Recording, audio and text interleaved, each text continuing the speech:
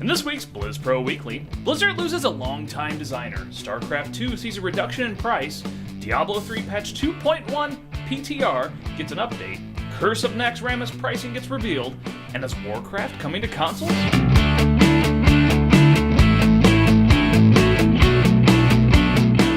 Hey guys, everybody, welcome to the newest episode of Blizz Pro Weekly. I know it's been a few weeks, we had some issues, we had the holiday, so it's been like 3 weeks, almost a month, but we're back, alright? As always, I'm your host, The Beard, Chris Arnone. Now, before we get into anything game specific, we have some huge news to discuss. Rob Pardo has been with Blizzard for 17 years, and during that time, he was lead designer for Starcraft Brood War, Warcraft 3, World of Warcraft, and Burning Crusade. He's also the executive producer for Diablo 3, and the man that greenlit Team 5 to finish working on the highly successful Hearthstone Heroes of Warcraft. He's had the title at Blizzard as Chief Creative Officer and was responsible for the hiring of the development teams, and as of July 3rd, that's come to an end. Rob Pardo announced on the official forums last week that he is leaving Blizzard Entertainment to pursue other things. He did not announce that he was going to another company or starting a new one, but that he will let people know via Twitter when he does decide. Now, we remember, of course, when Ghostcrawler left a few months ago from the WoW team. And that was a huge thing, but that is a speck of dust compared to the void that will be left by Rob Pardo no longer being at Blizzard. The only person who could possibly leave a bigger crater would be Mike Morhaime himself, honestly. Even though Chris Metzen is the guy who comes with all the stories, it wouldn't be quite as huge as the guy who has been responsible for all of their games for the last 15 plus years. Rob Pardo is one of the best, if not the best, in the business, and he will be missed for certain. Now, while he recently took some flack from us specifically with some comments he made toward diversity in video games, we do not believe that this is in any way a cause for him to leave Blizzard. Decisions like this are usually the result of lots and lots of planning. Now, here's hoping he finds a new passion, and we'll learn about that in the upcoming months. All right, now let's get game specific with World of Warcraft. Here's the beef. So the Warlords beta has begun, and rumors have started flying around about its release date. Now, publisher of gaming guides Brady Games had put out a release date on their pre-order for their guide of September 23rd, 2014. Of course, this made the internet lose their fucking minds about the release date being inadvertently leaked by Brady Games. Now, something even more bizarre. Newegg had a listing for Warlords Xbox Live credit, leaving the internet thinking that WoW might be coming to Xbox One. Now, the Newegg listing has been cleared up, probably an intern fucking up. But let's be clear about something. Why would Blizzard, a company that is very secretive, trust anyone outside of Blizzard with such confidential information? They've been really good about that stuff in the past. Here's the answer for you. They won't.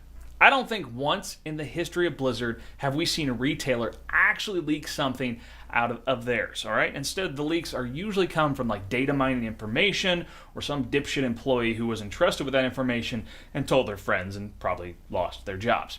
So, we go through this with every single expansion or new game, folks. Unless you hear it straight from the horse's mouth of Blizzard, don't take it at face value, period. All right, let's talk Starcraft.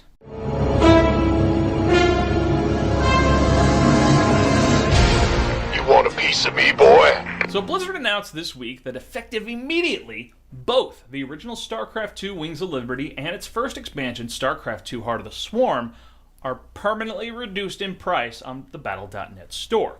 You can now purchase either the original game or the expansion for $20 a pop, or the bundle of the two together for $35. It's USD, of course.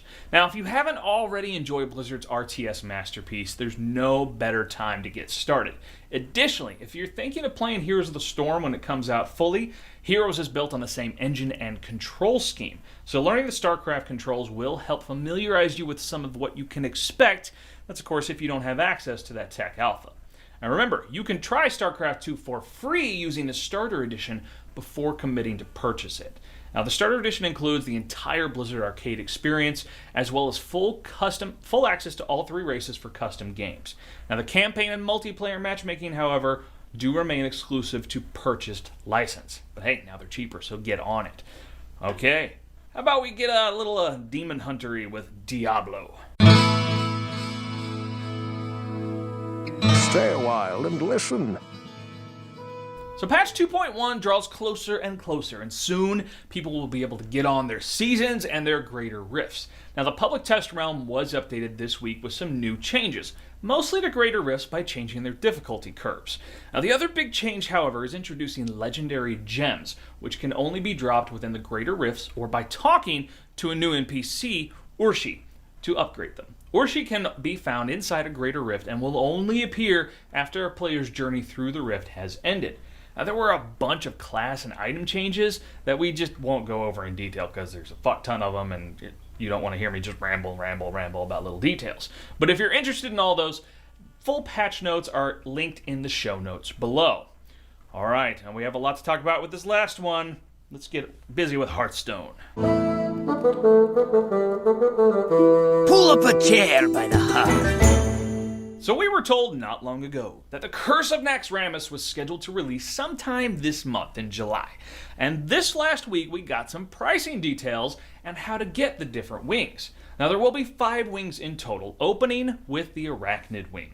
Now during the launch event, which we expect to last about a month, the first wing will be free. After that month is up, if you haven't gotten the first wing, it will cost you gold or real money. Now, after that first week, 1 wing will open each week until all 5 are available. Now, if you want to use real money, each one will cost you $6.99. However, they're bundling them for discounts. Buying all 5 at once costs you $24.99. Now, get ready for all this, okay? If you have 1, which could include the free Arachnid wing, the other 4 will cost you together $19.99. Have 2, the other 3 are $14.99. And if you have 3, the last 2 cost you $9.99. So obviously it's more beneficial to just buy them in bulk if you want to do it that way. Now, Hearthstone is a free-to-play game, which means you can use in-game gold to purchase these wings instead. Each wing will cost you 700 gold to open up. So if you've been saving up, you get the free wing during the launch event, and then it'll only cost you 2,800 gold to open everything up. There is currently still no exact release date, but we're expecting Curse of Naxxramas to release sometime in the next week or 2. Now, also revealed was Heroic Mode. So after the first time you've beaten all the bosses in a specific wing, you will unlock its Heroic Mode. Now, these bosses in Heroic Mode are significantly more difficult than their normal versions and are supposed to provide quite the challenge.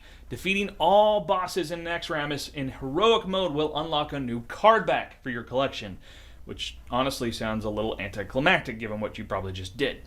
Now, one of the many questions asked with Curse of Naxxramas is how will players get golden cards for the new set? Details have emerged, and it's simply, you craft them. Now, many players have been upset about this, thinking that, you should be able to earn them by doing those heroic mode things in Curse of Naxxramas. And senior tech designer Ben Brody went to Twitter and mentioned that gold cards are meant to be rare. And if there's something you can earn through beating a mode, then everyone will have them.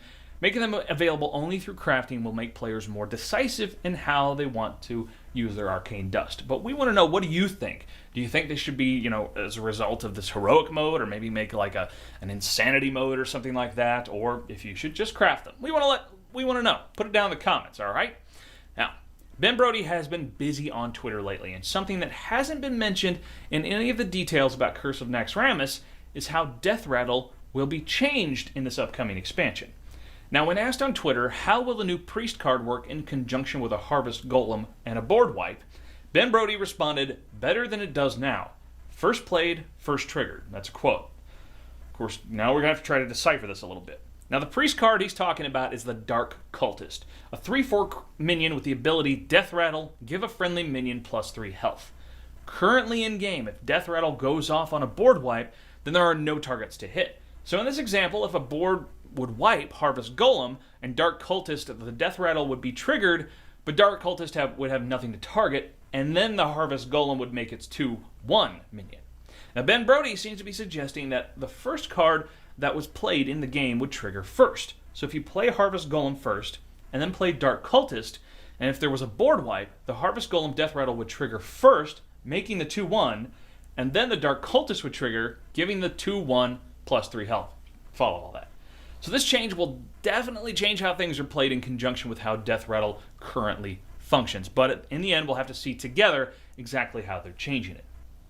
Now, One last big thing, all right? Now, this isn't really a bitch session. Just stick with me here.